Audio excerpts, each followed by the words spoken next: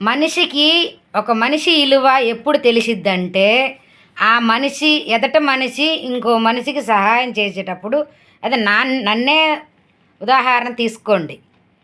ఆ మనిషి ఇంకో మనిషికి సహాయం చేసేటప్పుడు ఆ మనిషి విలువ ఏంటో అప్పుడు నాకు తెలిసిద్ది అనమాట. అప్పటి వరకు ఆ మనిషి ఏంటో ఆ మనిషి విలువ ఏంటో తెలియదు. అవునా కాదా నాగమణి గారు, చెప్పండి. నిజమే, అది మాత్రం వాస్తవం. కానీ కొంతమందికి తెలిసినా కానీ వాళ్ళకి తెలిసినా కానీ ఇంకా అలాగే వాళ్ళ బతుకులు అలాగే సాగిపోతుంటాయి, తెలుసుకోరు. ఆ మనుషులు కోల్పోయిన రోజు అప్పుడు తెలుస్తుంది ఆ విలువ ఏంటో. అంటే మనుషులు లేనప్పుడు, దగ్గరగా ఉన్నప్పుడు ఈగో ఎక్కువ జనాలకి. అవును. అందుకని ఆ ఈగో పోకుండా మనిషి అర్థం చేసుకుని చచ్చిపోయాక ఏం తెలుసుకోలేము, వెళ్ళిపోయాక ఏమీ ఉండదు. అవును. ఉన్న 4 రోజులే మనం బాగుండేది, తర్వాత ఏది రాదు, మనంటి కట్టుబట్ట కూడా రాదు. ఎలా వచ్చామో అలాగే పోతాం. అది అందరికీ తెలిసిన విషయం అనుకోండి. అవును. అది వాస్తవాలు తెలుసుకోండి. ఉన్న 4 రోజులు పాకులాడండి. బంధం, బంధుత్వాలు, అభిమానం, ఎవరు గౌరవిస్తున్నారా, మనకెవరు సాయం చేస్తున్నారా, మనతో ఎవరు ఉంటున్నారా, వాళ్ళతోనే మన ప్రయాణం, వాళ్ళతోనే మనం మంచిగా ఉండాలి. అది. అవును. కానీ ఆ మనిషి విలువ తన దగ్గర దాకా వచ్చిన వరకు వచ్చేదాకా తెలియదు ఆ మనిషి విలువ ఏంటో. ఆ మనిషి దూరం అయ్యే కొంది అప్పుడు తెలిసిద్ది ఆ మనిషి విలువ ఏంటో. అవునా కాదు?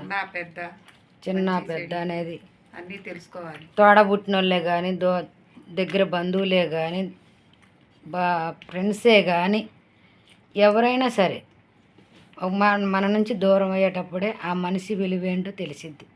అవునా కదా ఫ్రెండ్స్? చెప్పు నాగమణి గారు. అలా తెలుసుకున్న రోజే మనం బాగుంటాం. దేవుడు కూడా ఏమంటారు, వాళ్ళకి సాయం చేస్తేనే దేవుడు చేసినంత ఇది.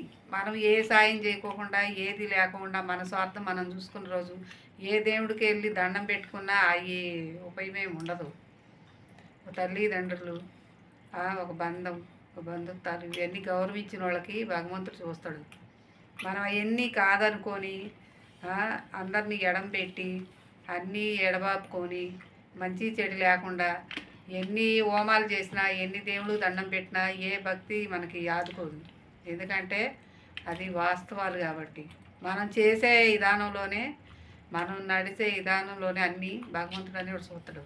ఆయన ప్రతి క్షణం అంటారే, శివుడు ఆకిలేంది చీమ కూడా కుట్టదంటారు. ప్రతిదీ ఆ పరమేశ్వరుడికి తెలుస్తూనే ఉంటుంది. అది ఏంటి మంచి అనేది, ఎవరికి మంచి చేస్తున్నాం, ఎవరికి చెడు చేస్తున్నాం ఏంది అనేది మొత్తం తెలుసు భగవంతుడికి. అది తెలుసుకోండి. మానవత్వంగా పుట్టినప్పుడు ఆ మంచి చెడు తెలుసుకోవాలి. అదండి. ఆ మనిషి విలువ తెలిసింది కాబట్టి